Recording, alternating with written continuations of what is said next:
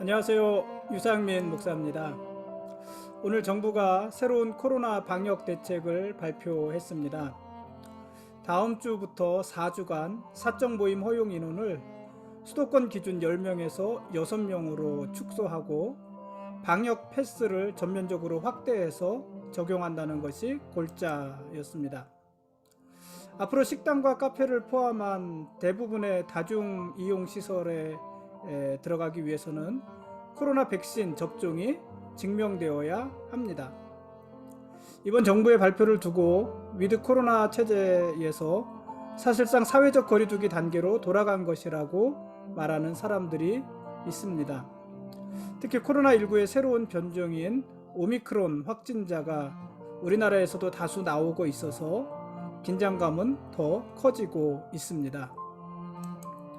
우리는 지난 2년간 거의 매일같이 코로나 시국이 안정되기를 위해서 기도했는데 지난 2년 동안 상황은 별로 나아지지 않고 있습니다.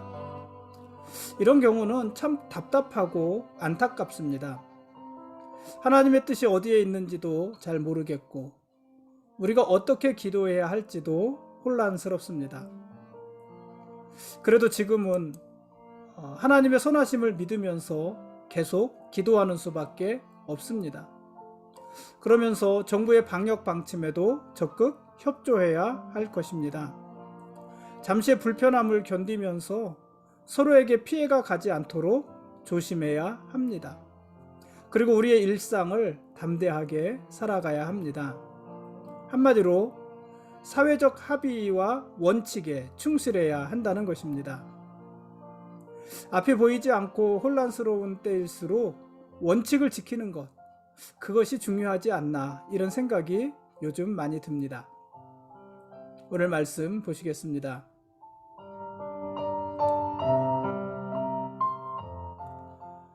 오늘 읽을 말씀은 로마서 8장부터 11장까지 말씀입니다. 지금까지 사도 바울은 자신이 원하는 바 선을 행하지 않고 원하지 아니하는 바 악을 행하면서 또 자기의 속사람은 하나님의 법을 즐거워하지만 자기의 몸은 죄의 법에 사로잡혀 있는 현실 때문에 힘들어했습니다. 그런데 8장에서는요 분위기가 반전이 됩니다. 전환이 됩니다.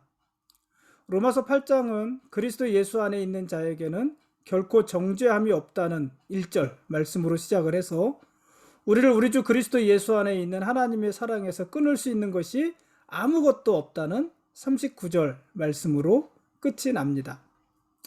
이것은요 하나님의 은혜와 사랑 그리고 구원이 영원히 지속된다는 의미의 말씀입니다. 구원은 독생자 예수 그리스도를 이 땅에 보내신 하나님의 희생으로 이루어진 사건이잖아요. 그렇기 때문에 구원은 하나님의 속성, 그것을 이루신 하나님의 속성과 함께 영원할 것입니다. 우리의 구원이 영원하다는 것은요, 사망이나 생명이나 천사들이나 권세자들이나 현재일이나 장래일이나 능력이나 높음이나 기쁨이나 다른 어떤 피조물이라도 우리를 하나님의 사랑에서 영원히 끊을 수 없다는 의미이기도 합니다. 그러므로 성도는 세상에서 당하는 환난과 핍박으로 인해 흔들리지 않는 사람들입니다.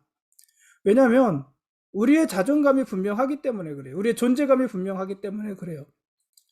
사망이나 생명이나 천사들이나 권세자들이나 현재일이나 장래일이나 능력이나 높음이나 기쁨이나 다른 어떤 피조물이라도 우리를 하나님의 사랑에서 끊을 수 없는데 영원히 끊을 수 없다는 거잖아요. 하나님이 우리를 향한 사랑을 영원히 포기하지 않으신다는 거잖아요. 그러니 우리가 이 땅에서 잠시 당하는 환난과 고통, 고난, 어려움들은 우리를 힘들게 하지만 그러나 그것이 근본적으로 우리를 흔들지 못하고 그리고 하나님과의 관계를 깨뜨리지 못한다는 것입니다. 세상은요 성도들을 향해서 허무한 데 굴복시키려고 하고요. 20절 말씀이죠. 썩어짐에 종노릇하게 하고요. 21절 말씀이죠. 다른 피조물과 함께 탄식하게 합니다. 22절 말씀입니다. 이것들이 모두 성도들이 세상에서 당하는 현재의 고난입니다. 누구에게나 고난은 불편하고 힘든 일 아니겠습니까? 누구든지 굶으면 배가 고픈 거잖아요. 누구든지 매를 맞으면 아픈 거잖아요. 누구나 고난은 어렵고 힘든 것입니다. 그러나 그 고난이 성도들에게는 당연한 것이라고 사도 바울은 이야기를 합니다. 힘든 것이니까 피해 갔으면 좋겠는데 성도들에게는 성도들 몫의 고난이 있다는 것입니다. 이에 대해서 사도 바울은 17절에서 이렇게 이야기를 했습니다. 자녀이면 또한 상속자 곧 하나님의 상속자요 그리스도와 함께 한 상속자니 우리가 그와 함께 영광을 받기 위하여 고난도 함께 받아야 할 것이니라. 성도들의 고난이 있습니다.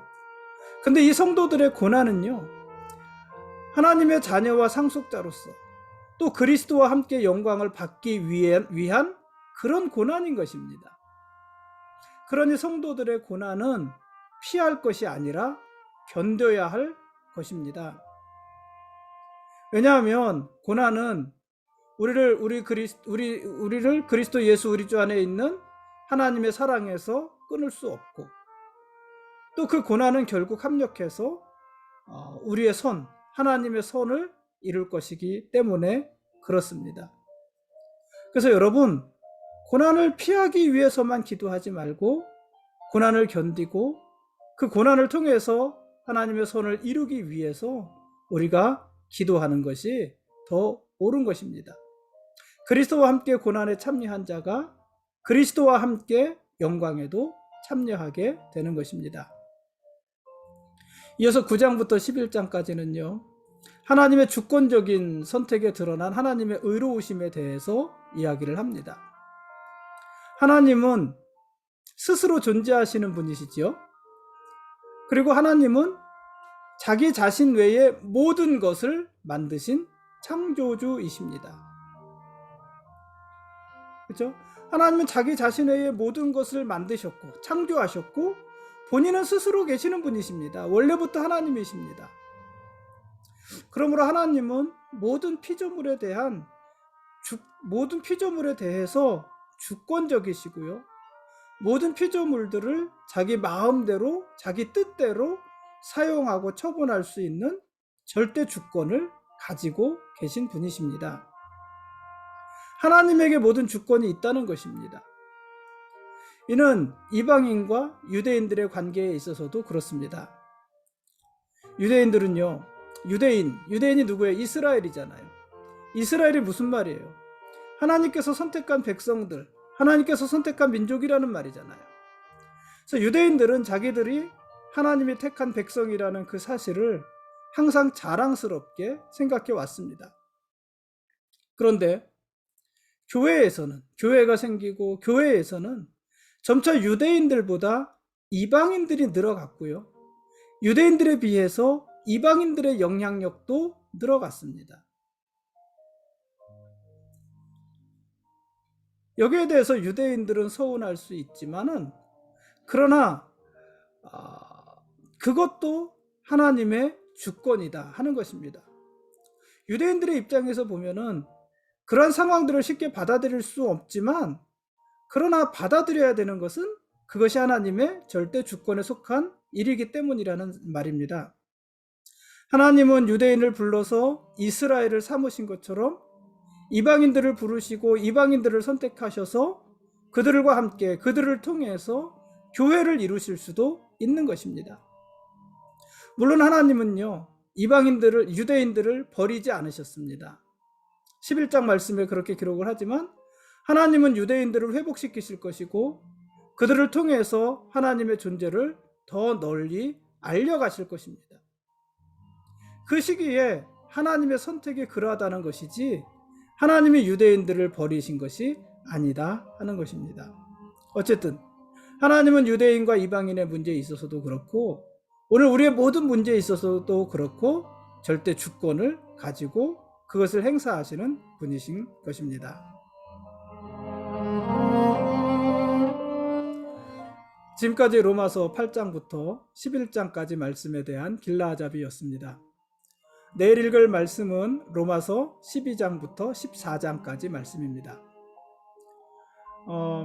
우리가 보통 읽는 개역개정 성경은요, 로마서 8장 1절을 이렇게 기록을 했습니다.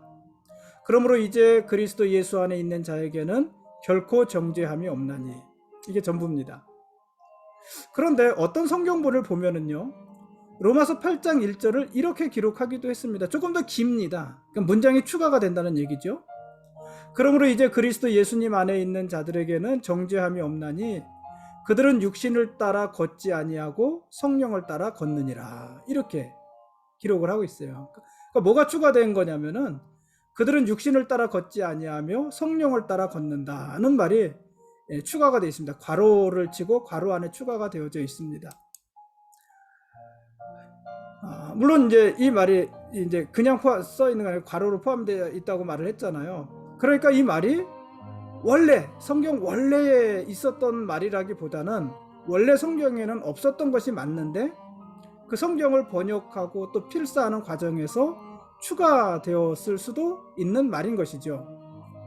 그래서 우리가 읽는 개역개정 성경에서는 또 대부분의 우리말 성경에서는 그 괄호 부분이 빠져 있는데 또 킹제임스 버전 같은 그런 그 성경이나 또 그 번역본을 보면은 그 괄호 안에 있는 말들이 삽입이 되어져 있습니다. 근데 이 로마서 8장 1절에서 이 괄호 안에 있는 말이 삽입되어 있는 것과 없는 것은 어떤 차이가 있을까요? 뭐 사실 차이는 없습니다. 같은 의미인데 무엇이 조금 더 강조되어져 있느냐 하는 것이거든요.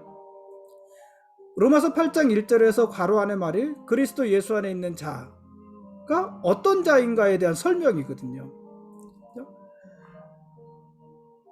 그러므로 이제 그리스도 예수 안에 있는 자에게는 결코 정죄함이 없나니, 이게 8장 1절인데 그럼 그리스도 예수 안에 있는 자가 누구냐, 어떤 자냐, 그것을 괄호로 설명을 한 것이에요.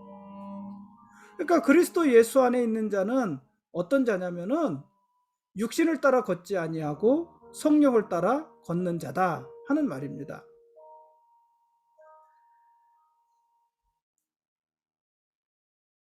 그게 무슨 의미일까요? 육신을 따라 걷지 않고 성령을 따라 걷는 사람, 이게 무슨 의미일까요? 우리는 예수님을 믿어서 죄사함을 받았고 그래서 구원받았고 천국에 갈 사람들입니다. 그렇죠? 물론 이제 어떤 분은 그것도 가봐야 한다고 말씀하시는 분이 있더라고요. 가봐야 알지 지금 어떻게 하느냐. 그분의 이야기를 들어보면 그럴 수도 있습니다. 그러나 뭐 이건 우리 확신이고 고백이잖아요. 우리는 이미 예수를 믿었고 죄사함을 받았고 그래서 우리는 구원받았고 천국 갈 사람들입니다. 우리는 그 믿음을 가지고 살아가고 있습니다. 그러면 우리가 이미 예수님을 믿고 구원받았으니까 이제 어떻게 해야 될까요? 어떻게 살아야 될까요? 이미 예수 믿고 구원받았으니까 이제는 매일같이 하늘만 바라보면서 천국 갈 날만 기대하면서 그렇게 살아갈까요? 아니면 이미 구원받았으니까 이 세상에서의 삶은 대충 살아갈까요? 이미 우리가 구원받았다는 얘기는 이미 우리의 과거와 현재와 미래의 모든 죄까지도 다 용서받았다는 것이니 이제 적당히 죄를 지으면서도 안심하는 이미 용서받았으니까 안심하는 그런 삶을 살아갈까요? 당연히 그럴 수 없는 거잖아요. 어제 우리가 로마서 말씀을 보면서 이미와 아직에 대한 이야기를 했습니다. 우리는 이미 구원받았지만 아직 이 땅에 살고 있잖아요. 아직. 그렇죠? 우리는 아직 천국에 가지 못한 거예요. 아직 천국에 못 갔잖아요. 그래서 우리는 이미 완전한 구원을 받았지만 아직까지도 매일 구원을 이루어 가야 되는 사람들인 것입니다. 그것을 어저께는 뭐라고 말을 했냐면은 하나님 자녀로서의 품격과 자격을 만들어가는 것이다, 이렇게 설명을 하고 표현을 했습니다. 그런데 우리는 어떻게 매일 우리의 구원을 이루어 갈까요? 어떻게 매일 하나님 자녀로서의 품격과 자격을 만들어 갈까요? 그게 바로 괄호 안에 있는 내용인 것이에요. 우리는 이미 예수 안에 있고 결코 정죄함을 받지 않는 사람들입니다. 그러나 우리는 우리의 구원이 완성될 때까지 매일 육신을 따라 걷지 않고 성령을 따라 걷는 삶, 그러한 삶을 살아야 하는 것입니다. 우리가 구원받았다는 것은요, 이제 다 됐다는 것이 아니라 우리가 구원받았다는 것은 이제 구원받은 자로서의 삶을 살아야 될 책임이 생겼다는 것입니다. 그 삶은 물론 우리의 의지와 우리의 노력만으로는 되지 않습니다. 그 의지와 노력으로 갈등하고 고민하고 절망한 것이 7장까지의 내용이었잖아요. 의지와 노력만으로는 물론 되지 않습니다. 그러나 우리가 그리스도 안에 있을 때, 그리스도 안에, 그 안에 있을 때, 그리고 그리스도가 우리 안에 계실 때, 우리 속에 있는 성령께서 우리가 그런 삶을 살 수 있도록 도와주시고 이끌어 가시는 것입니다. 그러므로 여러분, 우리는요, 구원을 이루기 위한 삶, 이런 건 없어요. 구원을 위한 삶, 그런 건 없어요. 그래서 구원을 이루기 위한 삶이 아니라 구원받은 자로서의 삶, 구원받은 자로서의 마땅한 삶, 합당한 삶, 정당한 삶, 이런 삶은 있는 것이에요. 그 삶을 살아가야 하는 것입니다. 그것이 뭐예요? 그것이 육신을 따라 걷지 않고 성령을 따라 걷는 삶인 것입니다. 그렇게 살아가는 것이 우리에게 주어진 마땅한 도리인 것입니다. 오늘은 여기까지 하겠습니다. 예수님이 우리의 왕이십니다. 그리고 우리는 그분의 거룩한 백성들입니다. 고맙습니다.